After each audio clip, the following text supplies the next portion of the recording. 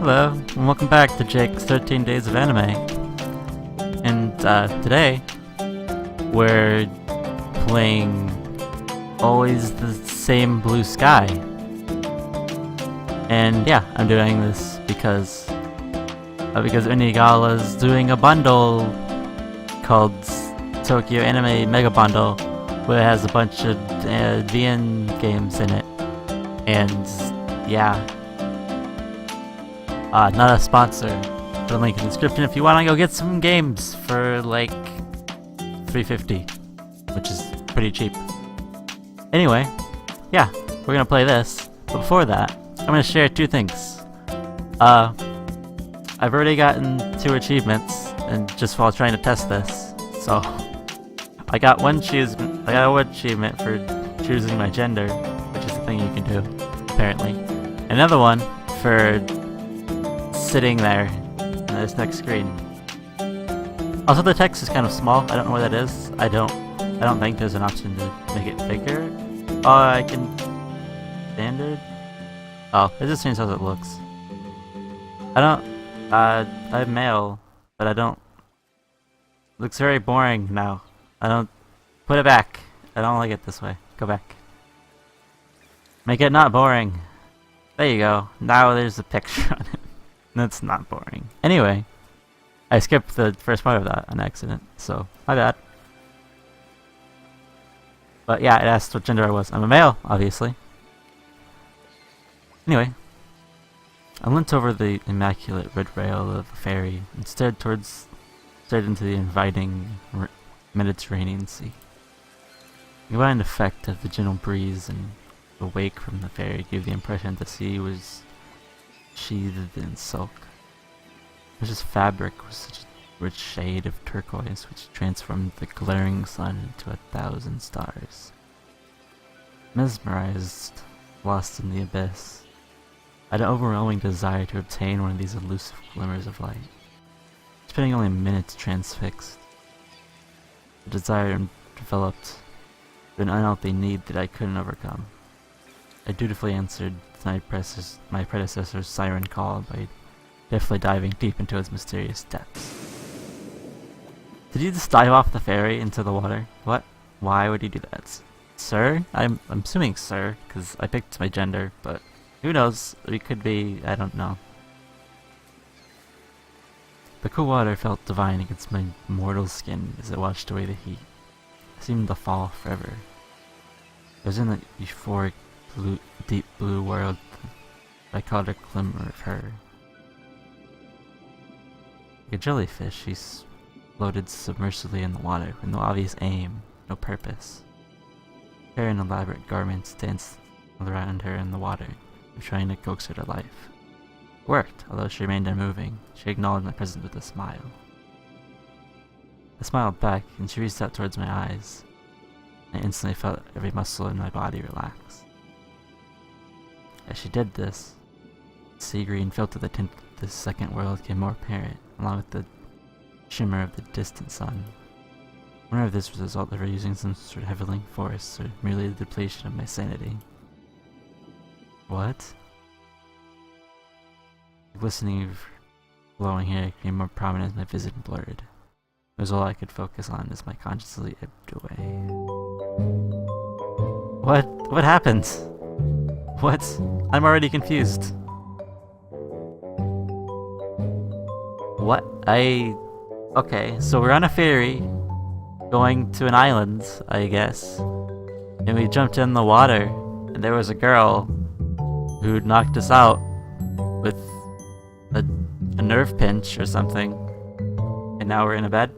What? I'm already confused. I have so many questions. I woke sharply, upright and panting heavily. I blinked, allowing a few seconds for reality to take over. Intense dream, I muttered, trying to speed up the process. Was it a dream? What? Okay, sure, whatever.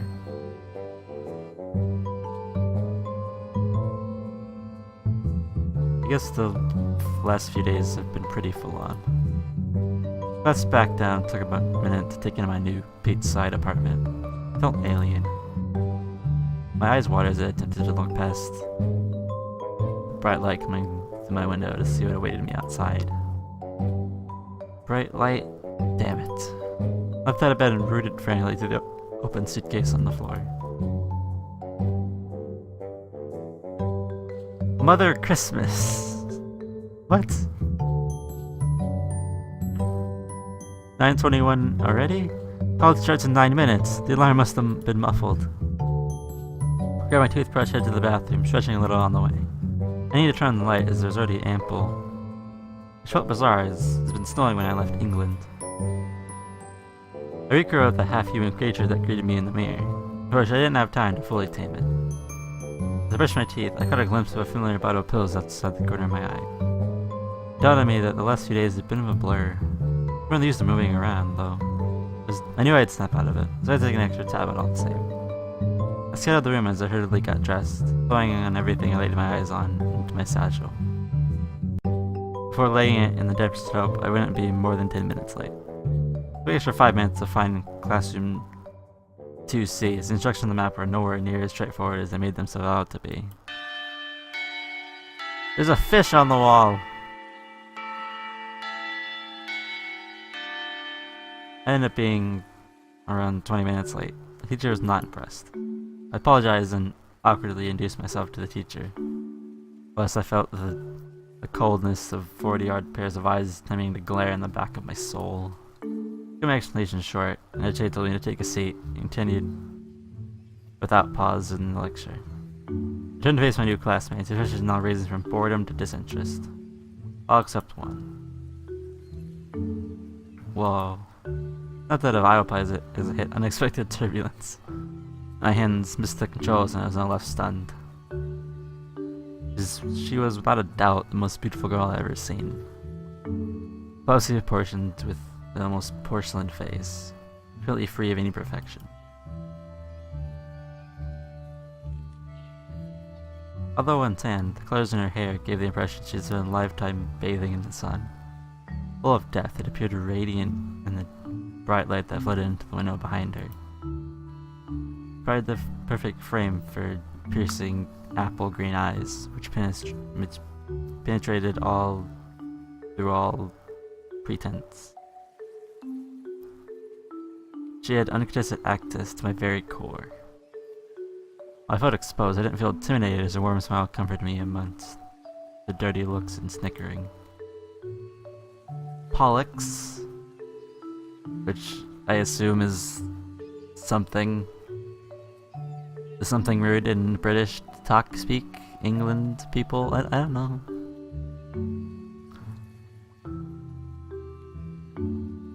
Getting crashing back to the eyes, has been saying they're gormlessly for a lot longer than that could be considered socially appropriate.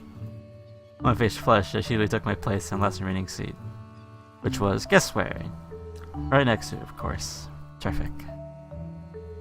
Spent the rest of the day. Neither of those are good. Nervously grinning whenever she looked in my direction, or trying to avoid eye contact with her. Both of those are bad. I mean, one is the impression that you just don't want to look at her because reasons, and the other one is you're a little bit of a creeper. I don't know. Alright, I'll go with nervous smiling. Yeah. Okay, good job, class. I see you promptly tomorrow, the teacher said, glaring at me once again. I cannot read your text very well. That is hard to read. Okay, hold on. Let me see what that says. Hi, I'm Kira. It's a pleasure to meet you. That's not a good color for this transparent-ish white background. That's not good. Pushed her hair behind her ear, revealing the full extent of her smile. Her full attention was focused on me, and this caught me completely off guard. As a result, I reverted to a more primal species, one without the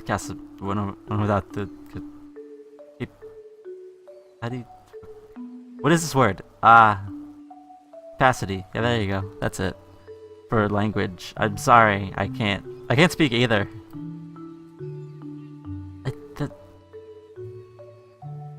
That's It's really bad. It makes it, like, I have to look at it twice to make sure it's right, because it, like, blends in, and it's strange.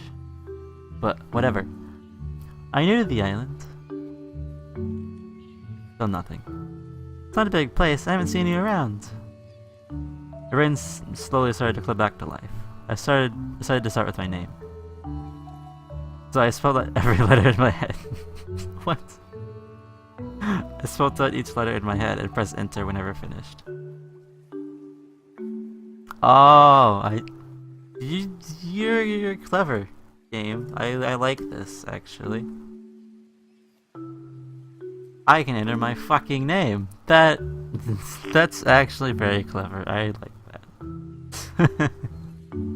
Anyway, my name is Jake, and I'm done.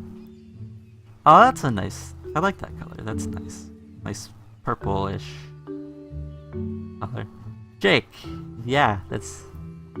I squeaked, or I boomed confidently. Let's go with this one. Overcompensating for my previous silence. It's great to meet you. I just arrived here yesterday, in fact. It was a last minute thing, so I think my brain could be lagging a little bit behind. I scratched the back of my head nervously. I was lucky to find an international college in such a remote place, really. I smiled awkwardly, realizing I was waffling. I guess you went for around here. You're from England, right? I was shocked. How did you know that? Your accent? Kira said, chuckling at my expression. Great, things are picking up. Great, glad things are picking up, I thought sarcastically. Couldn't help but grin at my own denseness. I tried to work out where she was from so I could continue the conversation, but I was baffled. It was obvious she wasn't a local. I'd lived in what seemed like every nook and cranny of the globe, yet I'd never encountered an accent like hers. Not that it didn't complement her perfectly. I don't have accents. I'm not good at accents. So none of those here. Guess. I planted my tongue firmly in the side of my cheek. I'm taking a random step in the dark and say somewhere in the Netherlands, knowing full well I was wrong. Couldn't gauge Kira's reaction.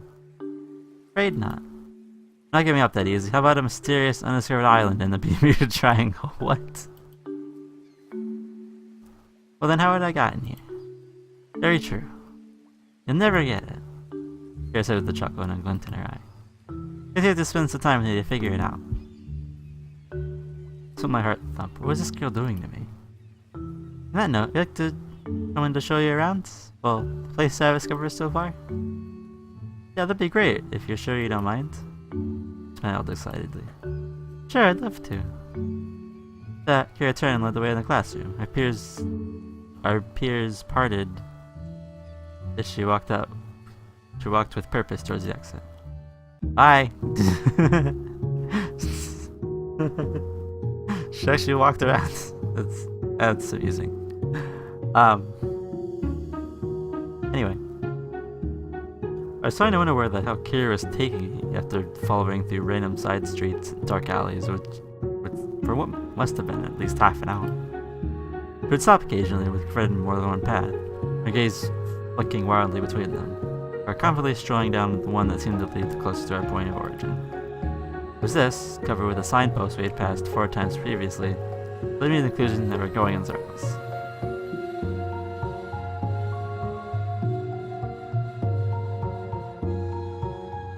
I had picked this one, actually. I left her to it. Could have sworn it was this way. Kira said agitated, he was clearing the streets of rearranging overnight. How long have you lived here again? I asked tongue-in-cheek. Only a few months. Kira looked at me hopefully. Did my expression blank. Long enough to know. He finished defeated. What do people like here, then? Island mentality and all that. They're friendly enough, but a little one-dimensional. Outsiders usually have more substance. I didn't sure to take this, but I didn't have time to complicate as Kira cut herself off with a sharp look to the right. You know what? I'm sure this where our lot separated the other week. Kira's feet followed her gaze and digging down the side street. Her eyes focusing on different points as she described it to me. Nothing extravagant, just a chain with shells attached, really. It meant a lot to me. Scour the floor. I know you don't have to. Recently they knelt down and looked through a small gap. Don't worry about it. Entirely sincere. Until Kira was upset. We searched as thoroughly as we could, but to no avail. Kira was disappointed, but seemed a little cheerier. I was happy to contribute. Conversation now seemed to flow more freely as we tittered towards our destination. Here we are then, Kira said, suddenly turning at the end of an alley. Our faces were only now inches apart. A relaxed, soothing breath caressed my face. I was too on edge to breathe myself. Town center. She said this, then to one side, examining my expression. With the light she'd been guarding hit my face, I was greeted with a bustling, charming, pretty town center. Modern yet quaint. She giggled and I realized she expected my slightly stunned reaction. I love this town. There's always really good atmosphere. Like to see my favorite stores? Yeah, sure. I said, smiling at her enthusiasm. Great, because I have impeccable taste. So my nose for a turned around to lead. Ooh, fancy. The side street came out roughly halfway in the steep hill where the town was situated. Squinted as we were both bathed in warm sunlight, which was intensified by the large number of glass shops. I must be part magpie? What? I don't know what that means. As I was entirely seduced, and the constant cool sea breeze allowed time to take it all in. Parts of the building weren't constructed of glass, had a very traditional, almost ceramic quality to them. Kira's face mellowed quite drastically from the one I became accustomed to, which only served to exacerbate the relaxing air the town had already secreted. We casually meandered, with Kira stopping and explaining why she liked one quirky shop after that. What? Little Bakery was established almost 150 years ago. It became famous for its fruit cupcakes. I spent way too much time here. Sad face. All the clothes here are imported from France. Shop's always full, but no one ever buys anything. Meh. Actually, I have no idea what the shop is. I enjoyed that, actually. That's quirky and different. I only recall actually going into 2 stores. Even that seemed excessive. As Kira had given me a detailed overview of their contents and history beforehand. It even seemed far too dramatic or unrealistic to actually be believable. It's just the story about her behind her favorite shop, which sold exquisite glassware. Apparently the shopkeeper's husband had gone out to sea during a furious storm one night and never returned. Every evening, the widow took a glass lamp to the shore, faithfully awaiting her husband's return, but always left disappointed. It was actually 3 months after his disappearance, and an exquisite golden glass starfish washed up by her feet. This is a message from her husband, an inspiration to learn the craft. She owned a humble store, hoping he'd one day hear tell of it and return to her. It was a happy coincidence. She seemed to be doing pretty damn well out of it, as there was quite a few people gathered outside, which was unsurprising, really. The shop itself stood out as a mile over its competitors. Well, that's pretty stuff. Even though the sun was beginning to set, the shop still sparkled wildly. One display was filled to the brim with colored glass, which seemed intent on conquering the full spectrum. It really was mesmerizing. It is my favorite piece, Kira said, breaking the spell cast by pointing to a dazzling glass dolphin jumping out of a green-colored sea. This one? That one right there? Next to your starfish hair thing? She's leaning in, fixated on it. Her face didn't show it, but I'm sure I saw a shade of sadness in her eyes. She turned to face me, smiling warmly. Do you like milkshakes? Hell yeah, I like milkshakes! Mind reader, milkshakes easily. It's exactly what I need to help me deal with this heat. Let's do it. Moo Shake. What is that name? It's only a few minutes after closing time. There's one table still set up. Luckily, it gave us a spectacular view of the setting sun over the rolling tide. Her seemed quietly thrilled with her Rocky Road milkshake. What? That's the thing? Okay. Which looked bigger than her head. It does actually look bigger than her head.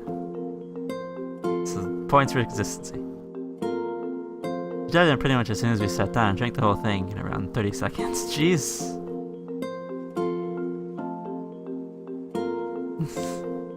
I started to compete with her after she'd taken a couple of glugs, but it didn't go as well as brain freeze quickly set in. Need more practice, I'm afraid. I try and come here most days if I can. Needs to make the school day pass quite quicker. Here, I saved you a bit. Still had brain freeze. But shouldered through is to not lose face. I got an achievement for that. It's called Taste the Rainbow. You can't see it, but it's there. Really good, isn't it? I could sit here all day watching the sea. Other people would find that mundane, but they wouldn't if they're focused on the right things. She blinked as a breeze caught her hair. She whistled quietly as it traveled through the discordant buildings and past us. Her eyes followed it and lay in the distance to the left. Not turning back, she said in half-whispered tone, I should go. She leant over, kissed me on the cheek, and left. Her hair swayed as she disappeared in the distance. I said to go back in town as if I had seen something that caught my eye. Well, I moved around my whole life, barely spending more than a few months in school. People usually react to this fact with pity, not necessarily expressing it vocally, but it's there, in their eyes. It gives me a little sense to me. I know no different. It's all I've ever known. My life. School's been a place of purpose to me. I'm naturally inquisitive and have a strong desire to widen my pool of knowledge. That's why I've always secured a place in the local school for agreeing to relocate. For the first time I can remember, school had become more of a place of learning for me. For once I was eager to stay put. Then again, it's hard not to be charmed by the place. The school is situated on the end of a peninsula. No matter where you are, you can hear the constant lapping of docile waves on the beach not far below. The teachers and people work much the same way as any other school I've attended, yet it is sheathed in a potent covering Western atmosphere, which almost makes it seem entirely different. Special. I've been attending for a few weeks now, and built up some acquaintances in the process, which hope the days passed quicker. There was one person I really cared about. But the one person there I really seemed to care about seemed cold, almost like she was trying to avoid me. Which is strange, because she was exactly opposite outside she was the exact opposite outside the establishment. We spent most of our time after school together, in fact. An unspoken rule that we met in the milkshake parlor. So this night, as planned, we went crab fishing. We sat at the end of the harbor until we talked till the sun went down. For some reason, whenever I caught her eye in the classroom, she always looked away. She had been acting weird all day. She's usually so cheerful and full of life, but today she almost seemed absent. Living outside the window and filling with her pen all lesson, which came no surprise she got up and walked out towards the end. I ignored them and concentrated on what the teacher was saying. Poseidon's greatest temple lighted in Atlantis, so when Atlantis was destroyed, Poseidon left this planet and it wasn't Kira's mind. It was making her unhappy. Could she have family problems? Maybe I was just projecting. Then again, I couldn't recall her mentioning her family before. It seemed like a waste of time sitting there contemplating was running through her mind, instead of just asking her. Kira had done a few minutes before. I left the room without a word. I had a feeling I knew where Kira would be. I found Kira sat in a large collection of uneven rocks, located at the end of the peninsula beneath the school. Only accessible at a very limited period each day, when easy to reach. But your reward was privacy and a chance to escape the school above. It was out of view to the rocky area, being a little indented into the land. I found Kira sitting there, watching the sea massage everything around her. Once of spray occasionally spitting over her feet. The sky was gray and looked like a storm could be coming, but it wasn't too cold yet. Phoebe looked up and smiled at me, acknowledging my presence as I sat on the rock next to her. I rolled the bottom of my trousers to prevent them from getting wet, pulled my legs in towards me and rested head in my folded arms, and watched the struggling water with her. The only thing was dissolved, and I had quickly cleared while sitting there. After a few minutes, Kira softly said, "I know you get a tattoo. I like it. What's wrong, Kira? It's a giant squid, isn't it? It's caught me off guard."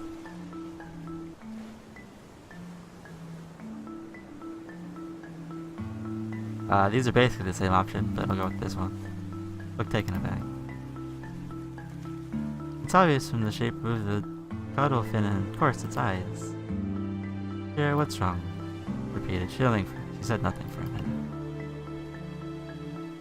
Is it acceptable to be selfish? People are inherently selfish, so therefore is it fair to be annoyed by selfish behavior?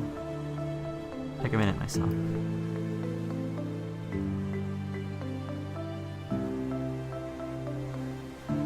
It kind of can't be helped. Like, if you're gonna feel selfish, you're gonna feel selfish. I mean, when people aren't usually open about it, it's unavoidable. It's not as black and white as that. For example, the only reason you're here now looking out for me is in the hope that I do the same for you. Instead, right now I care nothing for you and never speak to you again. Would you still be here?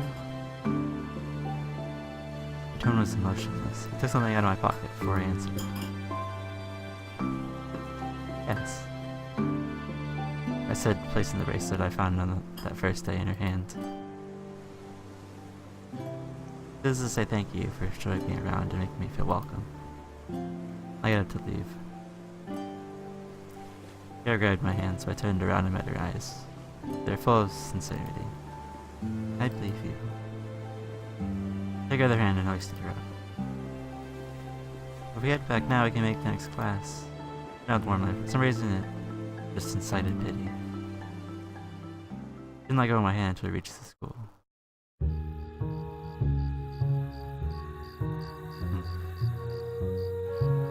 We went into town that evening. It was quite late, yet the illuminated stained glass bathed the town in a faint rainbow. We were too absorbed in our debate to pay attention to where we were going. As a result, we ended up in an unfamiliar area. We didn't take notice until Kira stopped. You hear that? The owl? Yeah, I heard that. I'm like an owl, but surely there can't be any. My speech right off had looked around, distracted by something. Where are we, Kira? Kira shrugged, about to speak. It was an owl. Kira looked at me, intent in her eyes. I nodded, and we followed the skull through a hidden street. More achievements that you can't see, called Time Slip. We were greeted by a spectacular courtyard. The whole area was roofed with vines and an air of being forgotten. Nature World took center stage. The star being an ornate bird cage hung from the roof, showing Birdly in the moonlight. Kira walked over somberly to investigate. The door was wide open. Strange. Hey look, there are all kinds of seeds in here. Kira said, dipping it through her fingers. I sat on the wall next to her. Owls don't eat seeds, do they? And the plot thickens.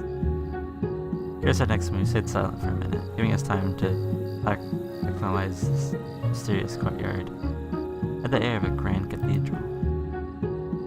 Kira's toothless tone was a welcome addition as she continued their previously interrupted conversation. Large portions of the moonlight were blocked by the vines above, putting a dense pattern of fine leaves on Kira's face that refused to fully mesh with her as she enthusiastically annotated her history lesson with hand movements. Talk about the fabled Galarian. It's probably not right. Society that founded and lived harmoniously in the ancient town before the rest of the world brought in its influences. It sounded truly idyllic. Although Kira must have invested some time in studying the day-to-day life, he talked about it enthusiastically. She didn't sound fully convinced. But if Zion never had contact with the outside world, do you think things would have continued in that way? I asked, jumping in a train of thought. Well, in theory, that'd be great, but most people aren't good through and through, as you know. Traveling as much as you have. Realistically, is inevitable. I only just blame others so I don't take responsibility for my own mistakes. Human nature. I guess there can never be real harmony in human societies. There'll always be destruction, but there's nothing left to destroy. Well, I mean, I suppose. It should shock me returning years later to places I've once lived. It took me a while to realize, but every single place, without fail, had changed, and never for the better. In fact, this place that seemed the most economic growth and to lose the most. Here looked to the moon. Hands grasped and eyes glinting as the gentle breeze ruffled the leaves above. Barely audible as part of everything felt breath. I'm sure I heard Kira say. What? I didn't hear her say anything. Oh well. Finished training with the martial arts club, so I looked for Kira. I was going to she would stop and watch for a few minutes, brave supporting me. Training was outside the entrance of the school, so I was seeing Kira leave, thinking she must still be inside. Checked all the obvious places, but there's no sign of her anywhere. Leaning against the wall of our class, I watched the setting sun through the full-length windows, wondering where to go from here. Seagull, silhouetted against the sun, flew past to join his friends on the roof. And then it hit me. I hadn't tried the roof. We had a flat roof, so it makes sense to be able to go up there. And sure enough, a few corridors later I found a staircase. There was a key already in the lock, and the door was ajar. I actually nudged it open and saw her there. Here standing 10 meters or so in front of me, leaning against the rail, watching the picturesque sun as I'd done moments before just below her. Her hair is being jostled forcefully by the wind, as if trying to keep dying embers alight. I was cut short. Seagull jacked perched loudly on the rail next to her. Taken by surprise, Kira jolted to look, tears falling off her face as she did so. Her eyes were distant and desperate. God knew I wanted it to be, but my heart told me it wasn't my place to intervene.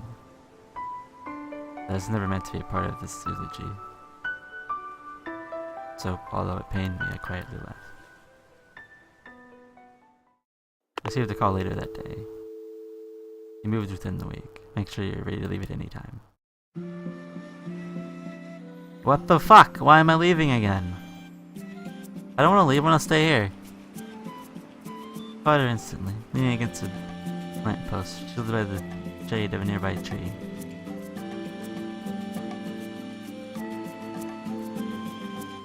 Wearing a pale, virtually see-through dress, I thought she had noticed his need a minute to adjust. She was oblivious to the world, completely focused on the gently lapping waves. She looked in my direction as I approached her.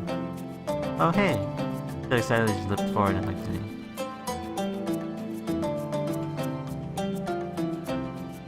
Given my imagination, but I swear she had passed mine.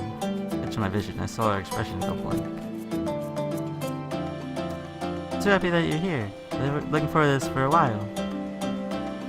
I found a secluded spot under a tree, laid out the blanket, along with the food we brought in town the day before. Started talking about life, everything and nothing.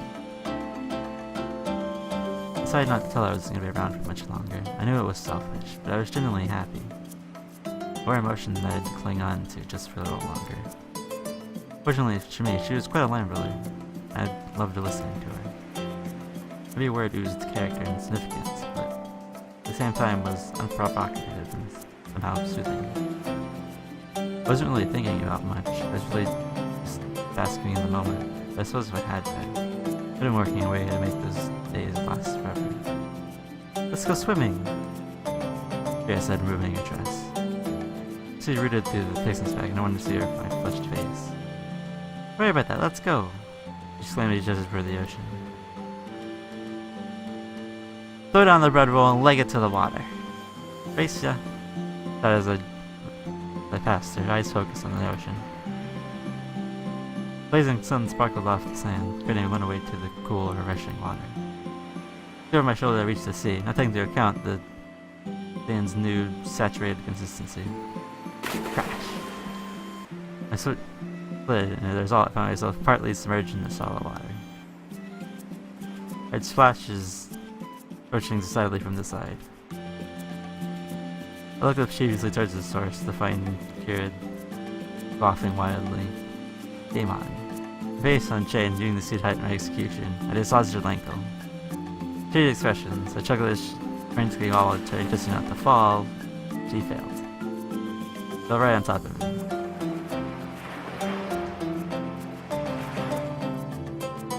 I don't see where I come into this situation, but okay. There's a thin layer of water between us, but I could feel her body pressed against mine. I thought it tight, deciding in an audible gulp. Kira blushed and looked away. Never seen Kira embarrassed before. Never even considered the possibility. Great. I had enough. Did I hit something on accident? I might have, I'm not sure. Alright, I had enough, this one there. I playfully pushed her off of me. She looked at me, feigning anger. I got up and offered her hand. She used to pull me back into the water. This time I looked at her discreditedly. She closed her eyes and took at her tongue. It led to a full-blown play fight, which I maintain to this day. I let her win. I let our bodies forcefully adjusted to the new surroundings, prepared to swim along the coast. We followed the cliffs, stopping at little coves to see if there was any brightly colored fish we hadn't previously encountered. So many different areas of the Mediterranean, but none had near a broader range of aquatic life. This was here. It is truly stunning. On a larger coves, I noticed a hole at the bottom of the cliff face, partially exposed above the water. Hey, check this out. He looked over at me, puzzled. Maybe this could lead somewhere. I vibrated, she swam over. We dunked her under the water. It's dark, but I see light at the end. There's sure enough room to come up to air if we need to. You're going for it. Fancy joining me? Yeah. Let's do it. She held her hand when I accepted. On three, we dived just below the surface. The tunnel wasn't long, but it led to one of the most beautiful sights I've seen in my life. This made of blue, the isolated pool held a denser, warmer water that cast dancing reflections all over the walls. It felt like a bath, with the perfect temperature. I guess the area is saturated with salt, could lie fully supported in the comforting, rocking arms of Azira. This could actually be paradise. He's just stay here forever, wondered faintly. Here, gently moved herself close to me as we were lying side by side, touching the clouds together. Both contained masses of water flowing high above us in the sky. They seem pretty amazing when you think about it. Kira pondered. When I was growing up, I was told that clouds are formed by fish that escape the sea. You're thinking, this doesn't make sense to me. Why do the fish want to escape the sea? Apparently they swim fast enough as they can towards the seabed, and then career sharply upwards. They can trap thin layers of water and air around them, then leap out of the sea and spread their fins wide as they can. They simply carry on traveling in the angle they left the water, so they eventually reach the sky. Apparently whales inhabit the largest clouds, but I don't believe that. And you believe the rest, I teased. I want to. What happens to the fish when there's lightning and then hailstorms? I asked playfully. Kira looked at me and bit her bottom lip, feigning worry. Both chuckled. He lay there, comfort roasting in the bright sun, soaking the warm atmosphere with tranquility, extending time until the inevitability of the sun began to set. Getting late, Sir muttered disappointedly. Head back. He glowed with beautiful rich colors the sun bestowed a last burst of energy upon it, allowing there to be enough to survive its cold, unforgiving lunar mistress.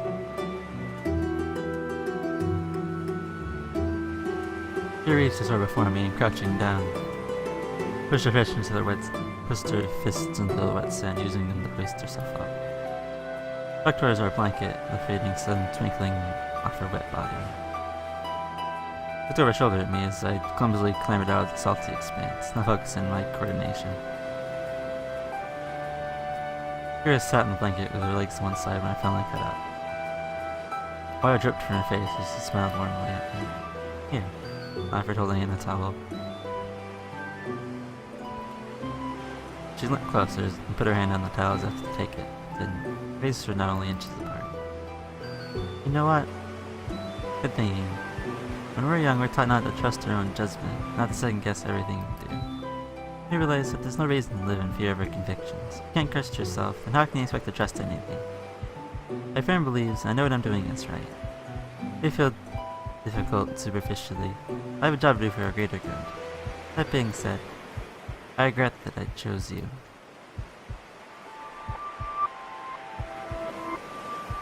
I leaned in closer and kissed her. The one I've pined for since the very moment I left my unmarried haired Aridas on her. As I allowed myself in a wave of endorphin. Never felt more alive, more detached from this world. Yet there's a tinge of emptiness. Emptiness that was rapidly growing.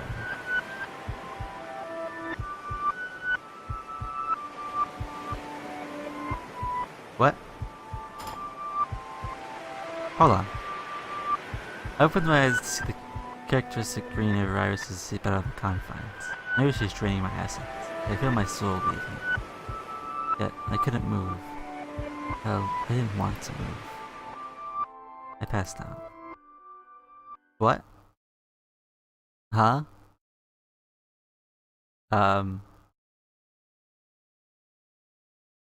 Wait a second. What just happened?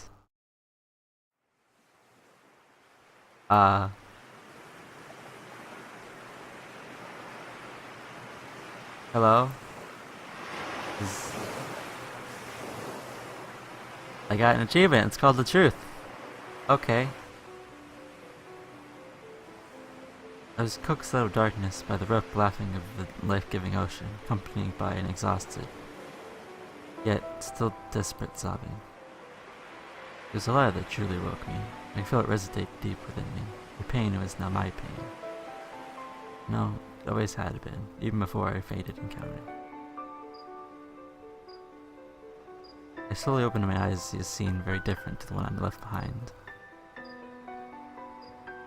Bathed in the sad pale light of the large full moon, watched us eagerly, not far above the horizon. Kira sat cradling her knees. Kira? Hinted hoarsely. The sobbing stopped instantly. Not only the waves remained. She turned her head in my direction and gazed intently into my eyes, as though trying to solve a complex puzzle. Now conventional, dulled eyes stood even more than normal from her tear-stained, disheveled visage. Or maybe it's just because I'd seen what they were capable of.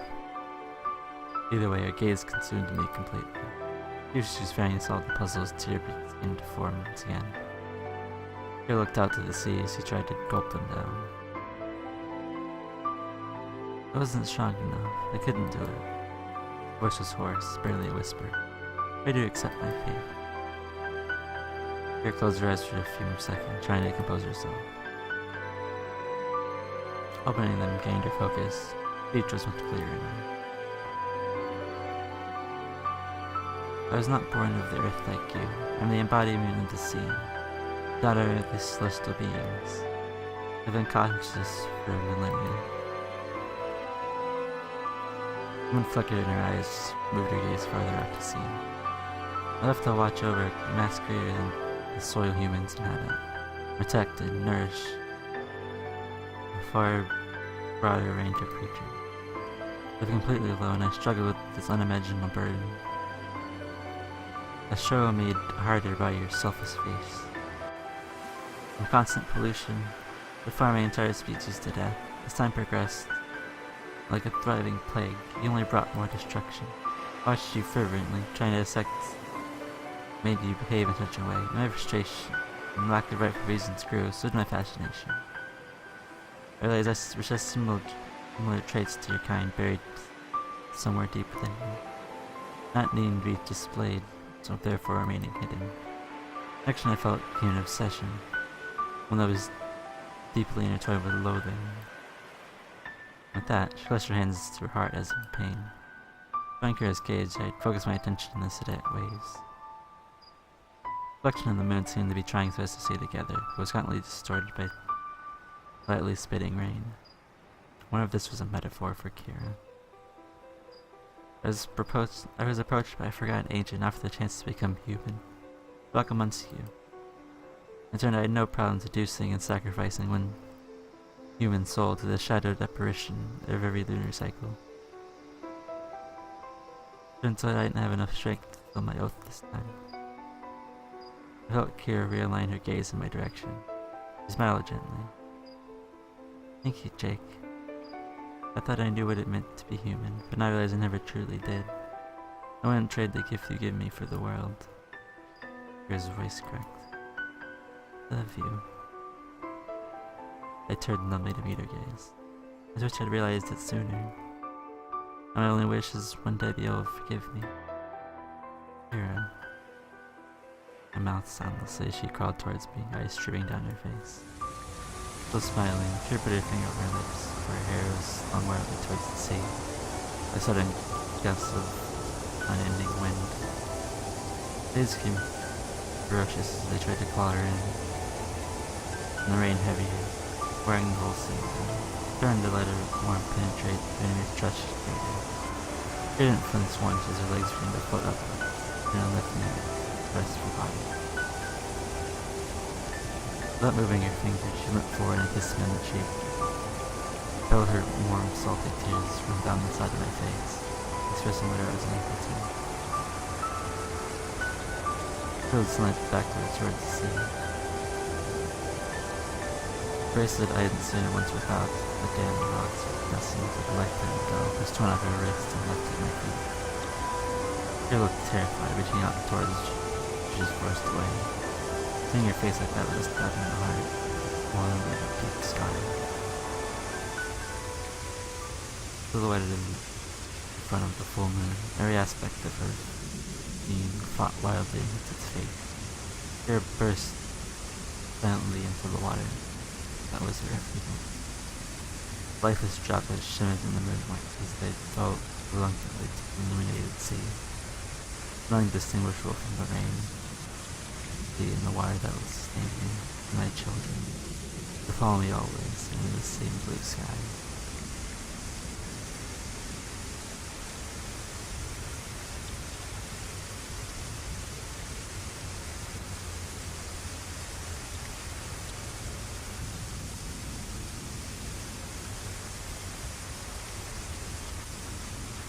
I haven't tried doing that.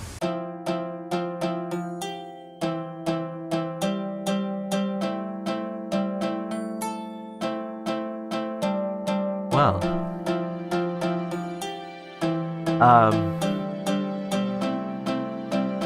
that was certainly not what. Oh, I found the thing. I don't know what this is, but let's You do it, I guess. I found the hidden thing. It still has been passed on from generation to generation for as long as anyone around here could remember. I first heard it myself when I was a wee lass. Looked up tight in bed. It was up for Christmas, and there was magic in the air. Silent isn't a home for owls. There isn't too much to eat, and it's too hot for their thick coats. It makes perfect sense that you haven't seen one before, doesn't it? I'm asking you this will become clear later in the story, so trust me for now. I was out with his parents getting fresh bread and fish for supper while he's distracted by the biggest, ugliest fish he'd ever seen. "Mummy, what's this called?" Tommy shouted, fixated on it. There's no response. Tommy turned around, realizing only the store was full of Verma people. "Mummy? Daddy?" Tommy tried again. No desperation in his voice this time. He'd feel tears beginning to well up in his eyes. Being brave and holding them back, I had to wait patiently outside.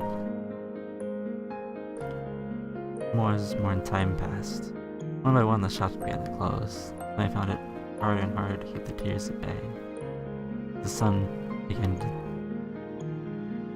sink below the buildings. Tommy's tears surfaced. Crying to his sleeve, Tommy didn't see the old man approach. "What's wrong, my boy?" I looked up and saw an old man wearing peculiar clothing. Tattered and old, they suited his long, curly mustache. Beyond the bristles, Tommy could see that his face was kind. "You lost your parents?" Tommy nodded sheepishly, sniffling, trying to stop his tears. He wasn't having much luck. "I'll tell you a story. Before you know it, your parents will be back for you." The other one was seeing the doubt on Tommy's face.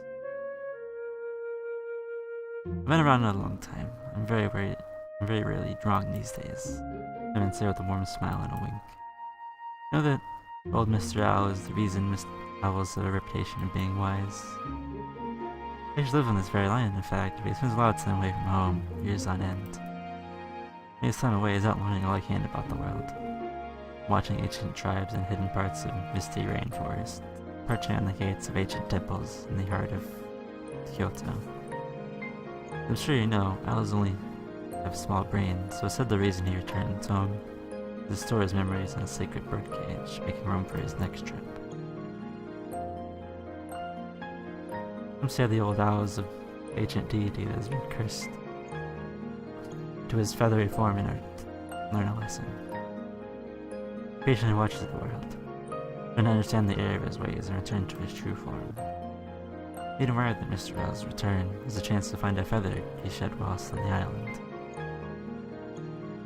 The feather is said to be imbued with a special power, one that give its owner great courage, though to accomplish anything.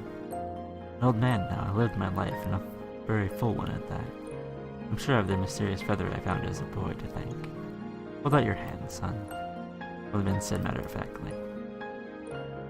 The man responded with one last sniff and proceeded to rub his nose as the old man rummaged around in his coat pocket. Went to wipe away the water from his eyes, but when the old man produced an almost translucent beige feather, unlike anything Tommy had ever seen. You know, the daylight was fading. The feather sparkled wildly, like a crystal caught in the midday sun. The old man placed the feather in Tommy's hands and closed his fingers around it. Barely a second passed where he heard the worried shouts of "Tommy! Tommy!" Tommy looked to see his parents running tearfully towards him. When that one went on, Tommy knew he would always be alright. Running to his parents, Tommy turned to thank the old man, but there's no sign of it. So Tommy opens the door, which found the birdcage on Mr. Owl's expected return, and leaves the finest seeds he can find. There's a gift of gratitude. He passes the magician onto his grandchildren, asking him to pass it to theirs. We had no ideas that owls don't eat seeds. I mean, expert storyteller, proud owner of Grizzly Glass, and an emoticon face.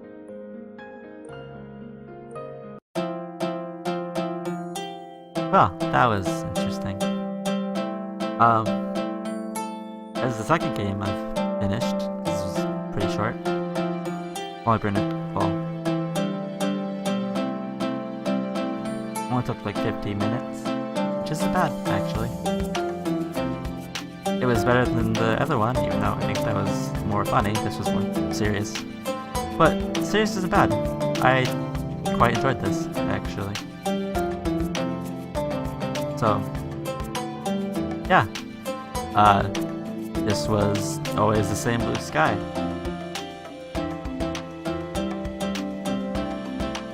See you tomorrow for day 7.